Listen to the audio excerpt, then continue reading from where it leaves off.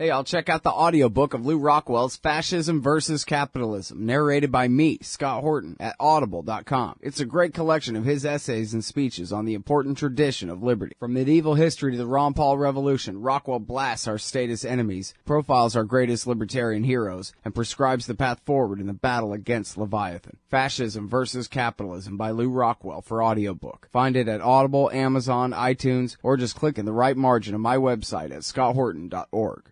All right, kids, welcome back. I'm Scott Horton. I'm drinking lemonade, doing a radio show. I got Eric Margolis on the line. He's covered 14 wars. He speaks, I don't know how many languages. How many languages do you speak, Eric? I speak Pidgin English and a smattering of tribal dialects, such as "Don't shoot, I'm a journalist." Yeah. All right, well. And he's very modest. He's the author of American Raj, Liberation or Domination, and War at the Top of the World before that. And so here's a country he knows all about, Syria. And here's a country I've been interviewing him about for many years. He's been writing about for many years. I do hope you guys will all go and check out his article archive at ericmargolis.com. Spell it like Margolis, ericmargolis.com. And someone complained about me saying that all the time, but you know what? There are other ways to spell Margolis, like Joseph Margolis, the lawyer. He spells it entirely different. So spell it like Margolis, and you'll find it. Eric Margolis. And I said it wrong for the first 4 years I knew you or something, so I'm trying to make up for that. And LouRockwell.com, he also writes there. You can check him out. Almost every article, I think, is published at LouRockwell.com as well. Okay, so, Eric, let's talk about Russian intervention in Syria now. I'll just let you take it and tell us what you think is most important to understand what's going on right now. Scott, it was inevitable, perfectly predictable, the result of stupid blundering by Washington. I hate to use such strong language. It scares me greatly. It is clearly a step towards a possible war. If you wonder, I was just at Verdun in France, and where 1 million people died, and you wonder how wars begin, this is a perfect and lugubrious example. All right, now, so the one thing that I wonder, I think maybe even regular CNN, viewers are beginning to catch on to here is the cognitive dissonance and the way that the American government and Barbara Starr and the rest of them tell the story that, well, of course, we're happy to see Russia bomb ISIS. I mean, that's perfectly great, but we just don't want to see him bomb Assad's enemies. But Assad's enemies, yeah, that's ISIS. As Putin said to Charlie Rose, hey, it's ISIS and Al-Qaeda control 60% of the country. So that's who the opposition is, groups that your government, the UN, and everybody else calls terrorist groups. It's pretty obvious. Again, I never was and never would call for actually having America join on the side of Assad, but it's pretty obvious, or I guess it's pretty ridiculous that they continue to try to insist that I'm supposed to be terrified and upset at Russia for doing the same thing that my government ostensibly is doing too, which is bombing the bin Ladenites over there. But supposedly I'm supposed to be really mad, but they won't explain why. Quite right, Scott. I've been watching the news broadcast. I just got in from Kazakhstan, so I was a bit out of the loop, but now I'm up to date. And we're getting sheer propaganda out of the British, French, and U.S. stations.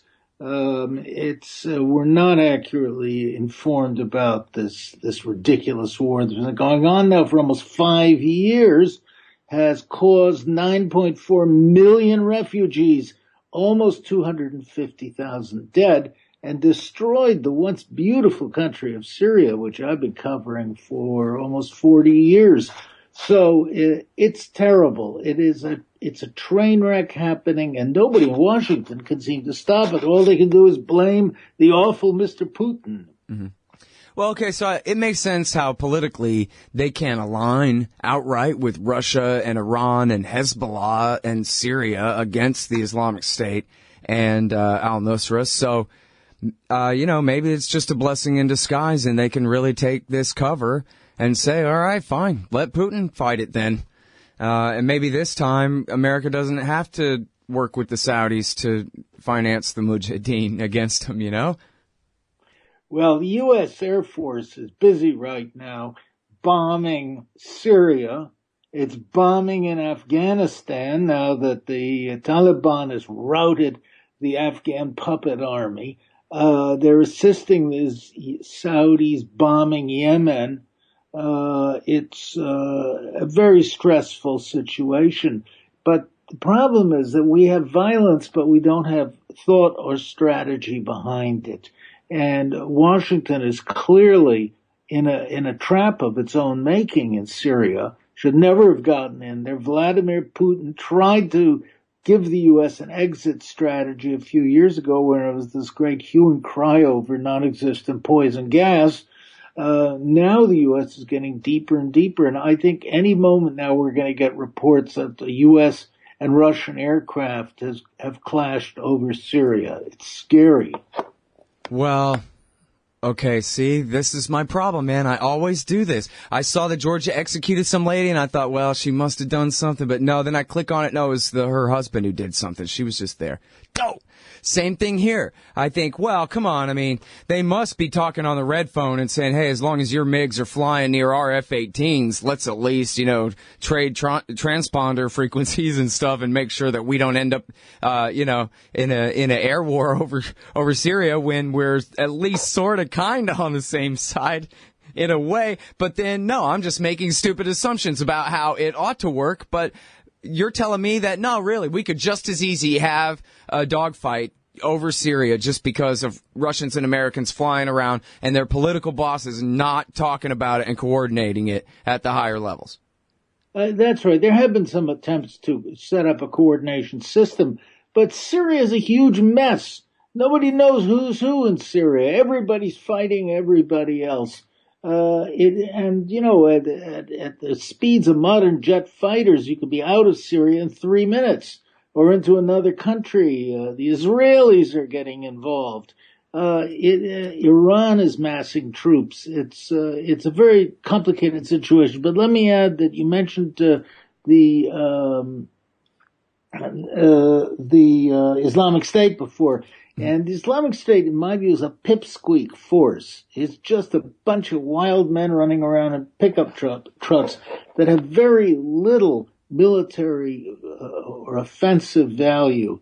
They're an excuse being used by everybody to bomb them and attack them. Well, you have the Americans, the French, the Canadians, the British, and now the Russians. You have 5 different air forces, and the Saudis 6, and maybe the Gulf states too, 7 different air forces, all bombing a few people in huts and pickup trucks. It's a crazy situation. You couldn't dream this up. Yeah. Well, and I'm kind of interested in what's the motivation there. I mean, it reminds me when I was a kid and I just heard tell from, I guess, dads in the neighborhood that, most of the Vietnam War was fought just to empty and replenish and re-empty and replenish those bomb inventories and just keep the whole thing going. And that's kind of that's the war economy we live with. And that's sort of what this seems like too, is it's a good training exercise for our fighter jocks. It's a good way to, put welfare in Lockheed pockets and that kind of thing. But regardless of whether, the Islamic State has 50,000 men or 100,000 men or more than that, or whatever armor that America left behind that they've inherited now and that kind of thing from the last Iraq war and all that, you still can't win a war with air power. I mean, even with Johnson and Nixon just straight carpet bombing North Vietnam, that didn't win the war, and they can't do that level of carpet bombing now for political correctness reasons, right? They can't just level Mosul with B-52s like that. So they couldn't possibly achieve anything with all this bombing other than, kill some people. But, I mean, even the Rand Corporation study says, oh, yeah, killing people from the air isn't doing any good. Anybody could have told you that. And I'm sorry, now the music's playing, but I'll let you respond to that on the other side of this break. Okay. Hey, Scott Horton here to tell you about this great new book by Michael Swanson, The War State. In The War State, Swanson examines how Presidents Truman, Eisenhower, and Kennedy both expanded and fought to limit the rise of the new national security state after World War II. If this nation is ever to live up to its creed of liberty and prosperity for everyone, we are going to have to abolish the empire. Know your enemy. Get The War State by Michael Swanson. It's available at your local bookstore or at Amazon.com in Kindle or in paperback. Just click the book in the right margin at scotthorton.org or thewarstate.com. You hate government? One of them libertarian types? Or maybe you just can't stand the president, gun grabbers, or warmongers. Me too. That's why I invented LibertyStickers.com. Well, Rick owns it now, and I didn't make up all of them, but still, if you're driving around and want to tell everyone else how wrong their politics are, there's only one place to go. LibertyStickers.com has got your bumper covered. Left, right, libertarian, empire, police, state, founders quotes, central banking. Yes, bumper stickers about central banking. Lots of them. And, well, everything that matters. LibertyStickers.com. Everyone else's stickers suck. Hey, I'm Scott. It's my show, Scott Horton Show. I got Eric Margolis on the line. We're talking about the ongoing tragedy in Syria. And, you know, we talked about this back 4 years ago when all this was starting about, I guess it was Patrick Coburn's words that, man, we could be looking at a Lebanon-style 15-year civil war here or worse. This could just go on and on. The same kind of level of devastation that we saw when George W. Bush destroyed Iraqi civilization. I mean, hell, we hear about 9 million refugees. How many million of those, probably at least a million of them, are Iraqis hiding out in Syria? Now they're kicked out of Syria. Can't go back to Iraq. Got nowhere to go. Whole damn region turned upside down by American foreign policy here. Anyway, so where we left off, you were saying you consider these the Islamic State to be a very ragtag force here. Even at the highest estimates, I think, you know, Patrick Coburn gives them a lot of credibility as actually making a state and having a couple 100,000 fighters. They've got conscription in 3 major cities and a system of taxation, this and that. Except whatever revenue they have is basically just from black market oil sales to Turkey, which is in the millions of dollars. It's nothing. And of course, none of the oil resources in that part of Iraq are developed. The Baiju refinery is completely offline indefinitely, and I guess they're able to pull some oil out of the ground in Syria, but they're not able to do much with it except home level refinement, right? Garage level refineries going on. So they certainly are hemmed in, and yet air war can only accomplish what other than, you know, basically providing airstrikes to protect infantry on the ground. What are they good for? It seems like they could go on bombing the Islamic State from the air like this indefinitely and wouldn't lead to any change on the ground in terms of who rules Mosul, Fallujah, and Ramadi. Well, unless they kill the leadership, it's known as decapitation in the U.S. military. But look, I've covered a lot of wars. I've been a soldier myself. I look at this whole ISIS business, and 2 things strike me. First of all, it's been ludicrously exaggerated. It's a ragtag bunch of lightly armed, crazy people, thugs, stiffened by some of Saddam's old soldiers. Secondly, I really believe that ISIS, or Islamic State, was created by the Saudis and is a secret tacit ally of both the Saudis and the U.S. So what's been going on for the last couple of years, we're pretending to fight. We're the greatest power on earth, and we cannot knock out a bunch of teenagers with burp guns. We've staged battles with them, which is more theater than actual combat. We don't want them to lose because they're fighting President Assad's government, which we want to overthrow. And it's a crazy situation. It is a big charade.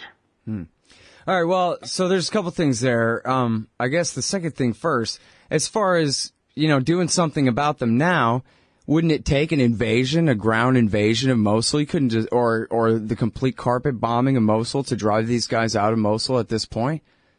I mean, I understand that America is powerful enough, but it would take putting the Marines on the ground and doing Fallujah 04 again kind of thing, right? Or not?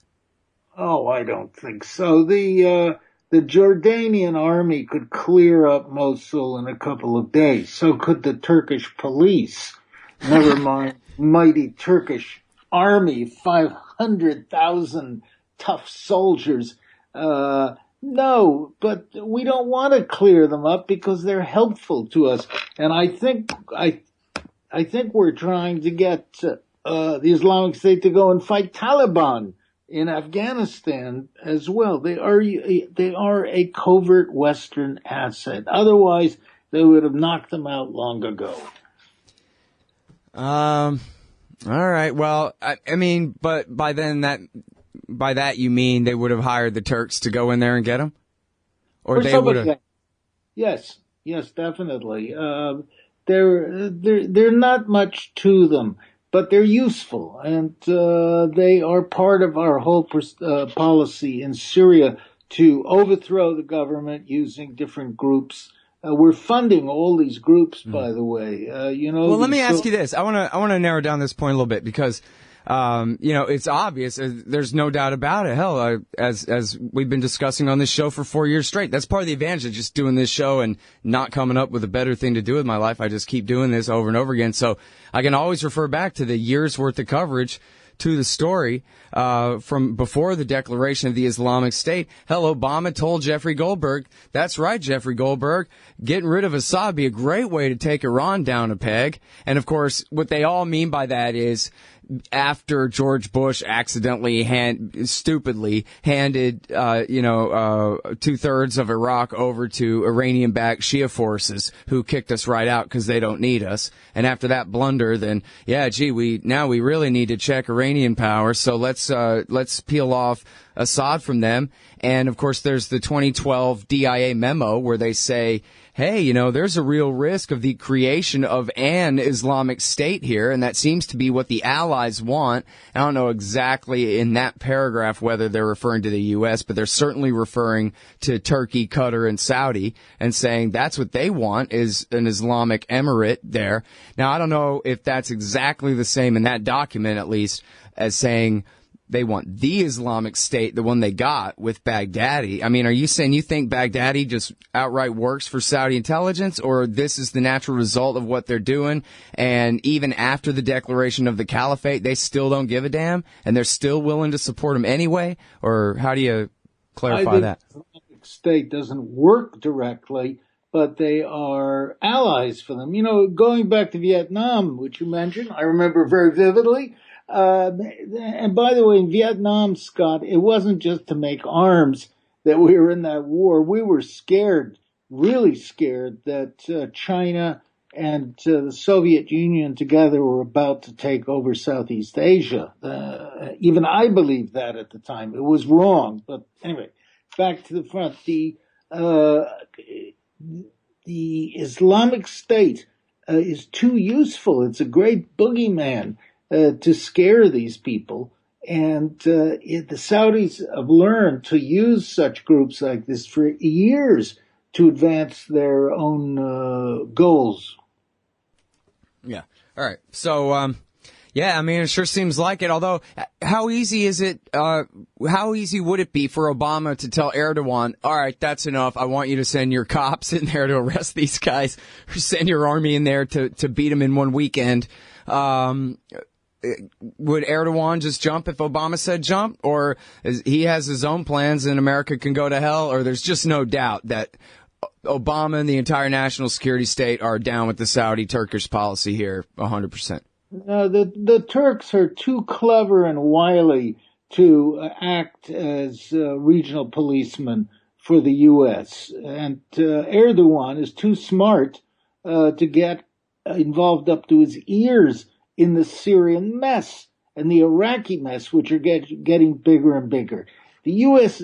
cannot understand this whole situation. It's way beyond us, and these nitwits in Congress who are trying to make policy for an area they can't find on a map. So the best thing that we can do is get the hell out of the Middle East, let it go its own way, rather than trying to micromanage an area of impossible complexity. All right, so what do you think is, and let's assume, well, with or without American intervention here, what do you think Putin's plan is here? He's just going to bolster the Syrian army and Hezbollah as much as he can and just start marching east, or what? No, I think Putin is very, very clever and very stern. What he's done initially up to now, he's been calling for diplomatic settlements that will be somewhat to Russia's advantage, or at least to stabilize the situation, head off a war. He's been doing this over Ukraine. Washington won't listen. He's now again called for a diplomatic solution to Syria that will leave President Assad there in power, perhaps not. But certainly the Russians are being very cautious, as they always are, and they don't want to have a direct clash with the United States, even though they are suffering very heavy provocations. Let's hope that Mr. Putin's nerves hold out and that he keeps cool, calm, and collected. I read a funny thing by Michael Scheuer. He said, as our enemies would say, God is great for giving us this opportunity to get the hell out of there and just leave it all on Russia. If they got to give them their own Vietnam again or whatever, it's better than giving ourselves another one again. But anyway, hey, let me ask you this. What are you doing in Kazakhstan? What's going on in Kazakhstan? I was invited to consult with some senior officials in Kazakhstan. And it was an interesting opportunity. It's a long way away, but I was out there. I was in the mountains. I was in the deserts of Kazakhstan. I was in the capital, Astana and Almaty. It's a very interesting country, and very charming people. I'd only briefly been to Kazakhstan before. I know the other stands quite well. Now I have a good feel for Kazakhstan, too. It's an important country. That's funny. Right before I brought you on, I was ranting about the cops, and I was saying, what the hell is this, Kazakhstan? Because I was trying to picture, like some very, very old world nation, very far from here, where, John Locke never tread or whatever. And that was the one I picked. And then as soon as I brought you on the air, you're saying, I just got back from Kazakhstan. And I thought, wow, what a coincidence of all the countries I picked off the top of my head. And next time, better use Uzbekistan. Uzbekistan, duly noted, yeah. Yeah, where the fun-loving leaders who are U.S. allies like to boil their political opponents alive. Oh, man, yeah. Forgive me, I had spaced that one out. What is it, Nakayev? Is that how you say it? No, Islam Karimov. Karimov. The Kazakh leader is Nursultan Nazarbayev, who I've been following since the 1980s when I was covering Moscow. And he is certainly the smartest of the Central Asian leaders, a very close ally of Gorbachev. And people thought for a while that he might become the next leader of what was the Soviet Union. He would have made a very good leader.